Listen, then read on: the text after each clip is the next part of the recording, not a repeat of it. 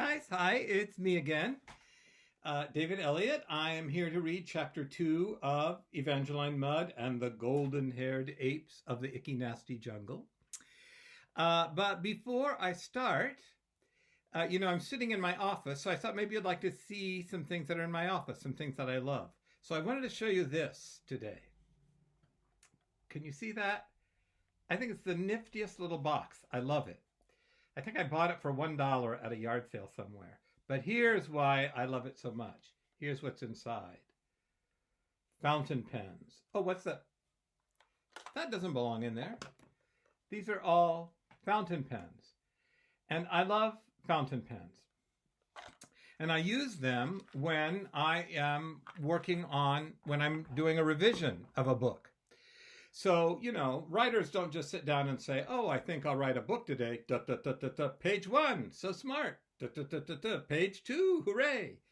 It's not like that at all. It's just like doing homework. When you do your homework and you get you think you're doing so well, and then your teacher gives it back and they say, well, I think you better do it again. So that's what a writer does too. We have to do it again. The editor says, I think you better do it again. And then we do it again. So when I'm doing it again, I often like to use a fountain pen to remind me of certain things. So I just wanted to show you, this is one page of Evangeline Mudd right there. And you can see right there that I use my fountain pen because I wanted to add a paragraph right in there. I think this is almost the last page.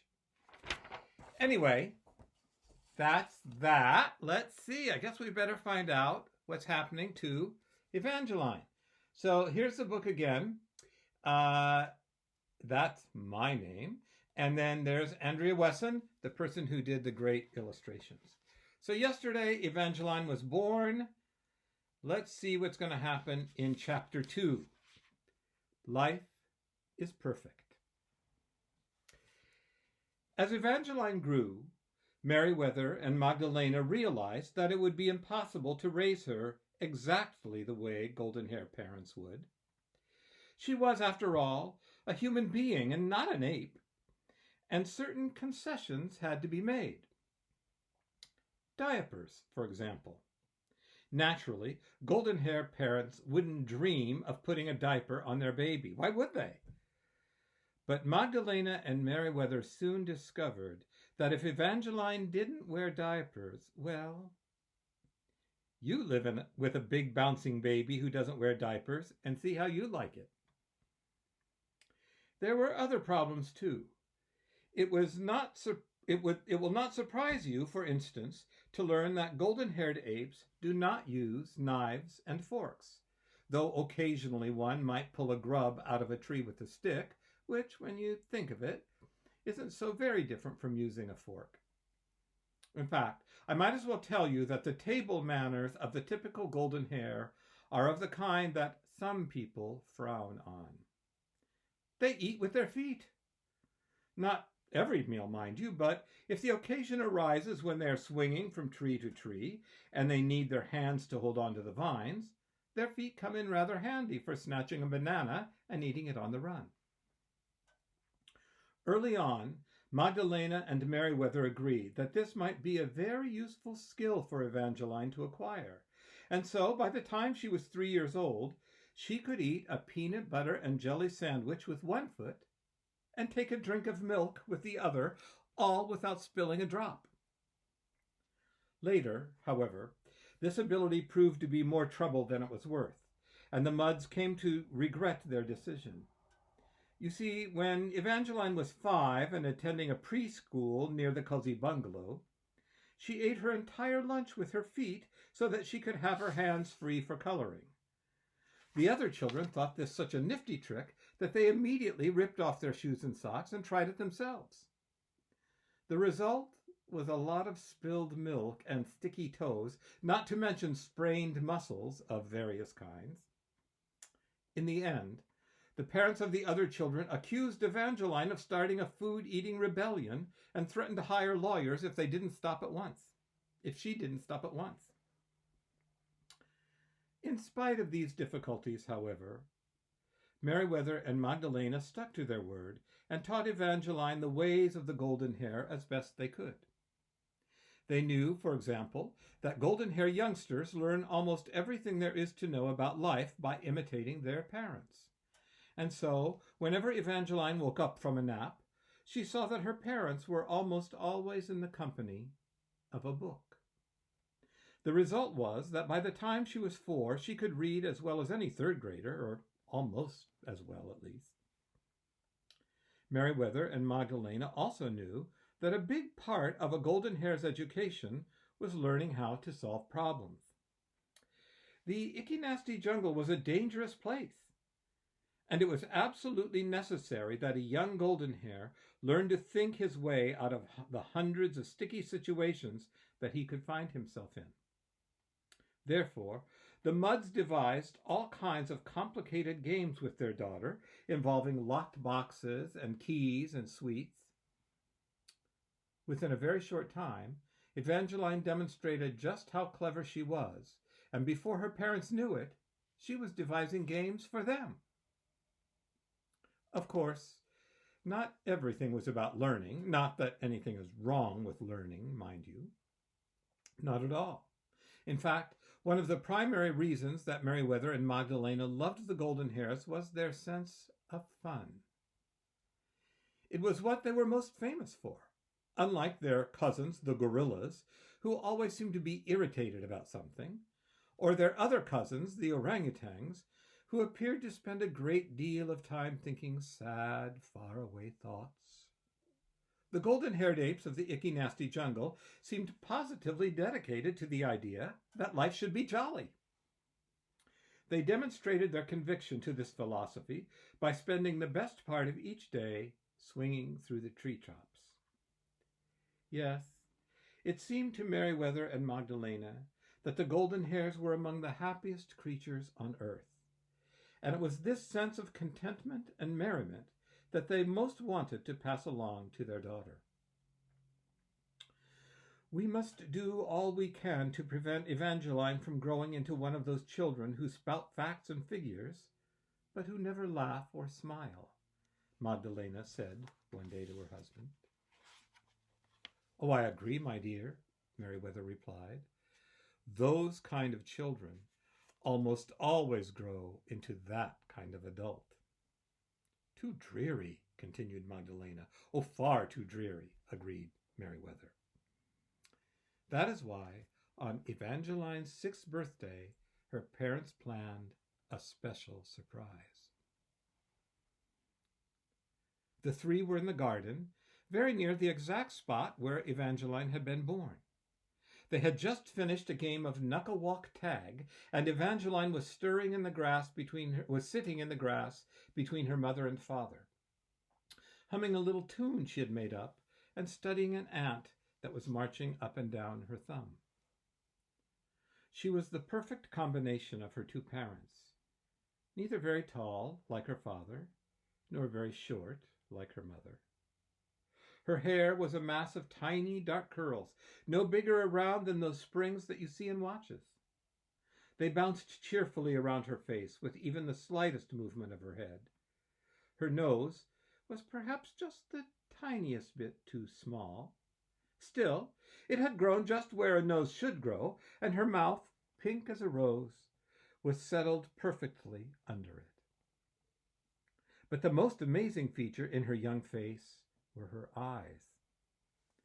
They were dark, almost black, and in them the light of both the sun and the moon seemed to have found a place to rest.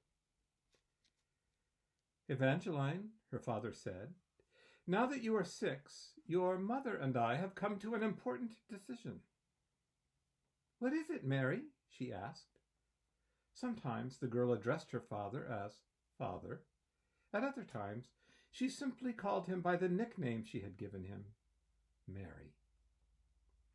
We have decided, her father replied, that the time has come for you to learn to brachiate. Remember, I told you that you would learn the meaning of that word, and now you're about to do it. Evangeline's heart skipped a beat in anticipation. Really? She asked, jumping up. Do you mean it? Come along, Evangeline, darling, her mother said. Magdalena led Evangeline into the cozy bungalow, which, to the girl's utter amazement and joy, had been rigged from room to room with trapezes.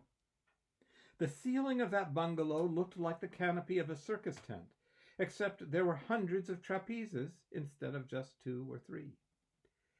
Happy birthday, darling, said Magdalena, rubbing noses with her daughter, the golden-haired way of demonstrating deep affection. Have a ball, my dear, said Evangeline's father, and picking her up, he extended his long arms until Evangeline took hold of one of the trapezes. Evangeline grabbed the trapeze with both hands and pumped her legs. Within seconds, the trapeze was swinging back and forth like the pendulum on a grandfather clock. Without a word from her mother or father, she grabbed the trapeze hanging directly in front of her with one hand and let go of the first trapeze with the other. In the wink of an eye, she was brachiating around that room like crazy. Have you guessed what brachiate means yet? Yes. It's how gorillas and orangutans and chimpanzees and lots of primates, including the golden-haired ape of the Ikkinasti jungle, get around, by swinging on vines and branches from tree to tree. It's a blast. But don't try it without a net. Whee! Called Evangeline as she zipped over and around her parents. Watch this! And letting go with both hands, she did a somersault before she grabbed the next trapeze. Oh, she's a natural, her father said proudly as he watched Evangeline whiz around the room. It's like she's done it all her life, Magdalena added. Well, in truth, Evangeline had brachiated before. She had been secretly practicing in the tall trees that surrounded the cozy bungalow. You mustn't think that this was any kind of naughtiness on her part. It was instead the natural result of her upbringing. You see, golden-haired apes teach their children to trust their own instincts. They have to. If they didn't, how would the young apes ever survive in such a perilous place as the Ikkinasti jungle? Since Evangeline had been raised like a golden-hair, and when she realized that she was strong enough to brachiate, she naturally took to the trees. Wouldn't you have if you had been raised in such a way? Come on up, she called out to her parents. It's lovely. The girl did not have to wait long for her parents to join her, and before you could spell prehensile, Evangeline and her mother and father were flying through the upper air of the bungalow. Once, Evangeline even surprised herself by flying out of the living room window, making a 180-degree turn, and grabbing the trapeze closest to the window in the dining room. Magdalena herself, an expert brachiator, followed right along behind her. Life is perfect, the girl shouted through her laughter. Absolutely perfect. And for a moment, time seemed to stand still, as if the whole world sang out in answer. Yes, yes, it is perfect. But if you had been there, you might have heard a hint of melancholy in that answer too. For by revolving on its axis day after day, year after year, century after century, it was as if the world had learned that perfection is a fleeting thing and does not last forever. So that is chapter 2 of Evangeline Mudd and the Golden-Haired Ape of the Ikkinasti Jungle. So let me show you some Andrea Wesson's art. There, I think you can see Evangeline eating with her feet. Don't try that at home, kids. And then, here we have a lovely picture of Evangeline brachiating around the room.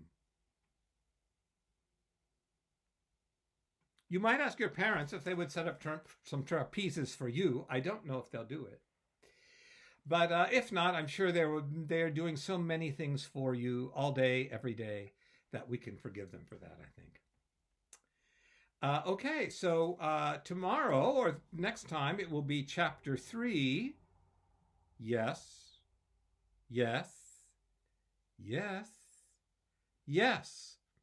I wonder what all those yeses are about. Well, you'll have to find out.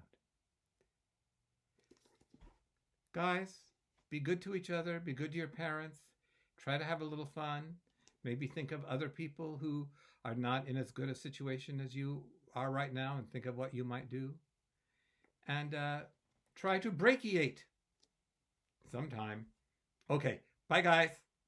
See you next time.